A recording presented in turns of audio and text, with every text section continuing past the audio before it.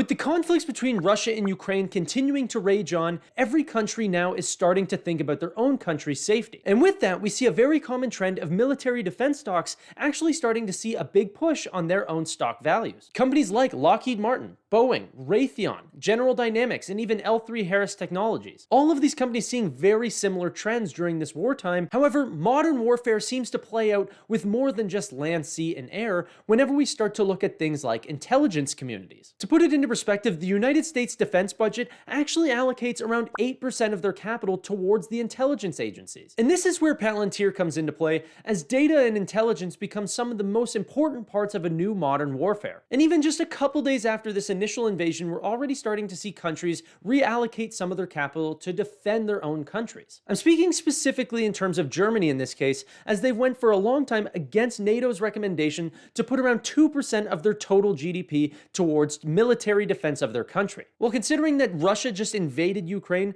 Germany actually decided to switch back on that, actually deciding to put in this 2%. Okay? That, whenever we talk about their GDP, is around $5.2 trillion total. Okay, what they were now going to actually allocate towards their defense budget is around $110 billion for this year and every single year going forward, at least for the foreseeable future. What this means is that if we take the 8% allocation for intelligence whenever it comes to the United States, just for easy math, it could be more or less, right? That 8% of that $110 billion is roughly around $9 billion going towards, intelligence contracts. Now, I'm not saying that Palantir is going to benefit off of this entire allocation, okay? What I am saying is that they're the operating system for a lot of government data and intelligence agencies, okay? And Palantir could be a huge portion of this spend whenever it comes to increasing Germany's defenses. Alex Karp himself was just in Munich, Germany, actually at a security conference, simply just talking about, Germany's defenses before this invasion even happened. So Palantir has been deepening their relationships with Germany before this happened. Now that they're actually going to allocate more spend towards this, I think they're going to be a top runner for what could be a large amount of contracts to be won in this area. Now, Germany was the first country to come out and say that they are going to be actually increasing their amount of spend, okay? But I have zero doubts that this is going to be, the first domino in a chain of long dominoes that are going to absolutely increase the amount of Palantir Gotham spend whenever it comes to governments wanting to increase the safety of their own countries. And intelligence plays a huge role in that, and I even think a way bigger role even into the future. So a very positive light for Palantir just as a stock going forward. We are at the tail end of Q1, so we might not see an immediate benefit whenever it comes to the revenues and profits of this company for this quarter.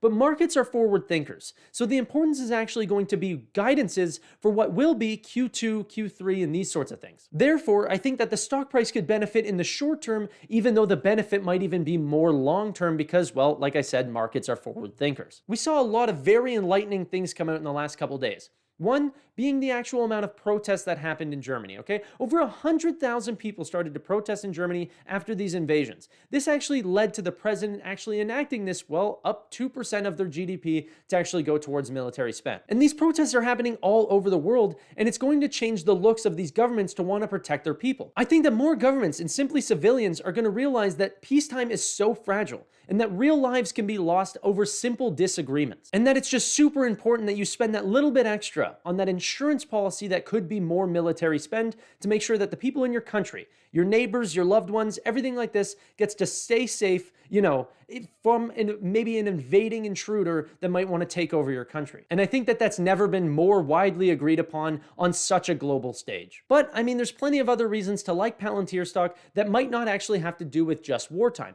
If you want to check that out, make sure you guys check out the 29 reasons for why I'm buying Palantir stock right now. If you like this sort of video, make sure you guys give me a like and subscribe down below if you want to see more financial content just like this.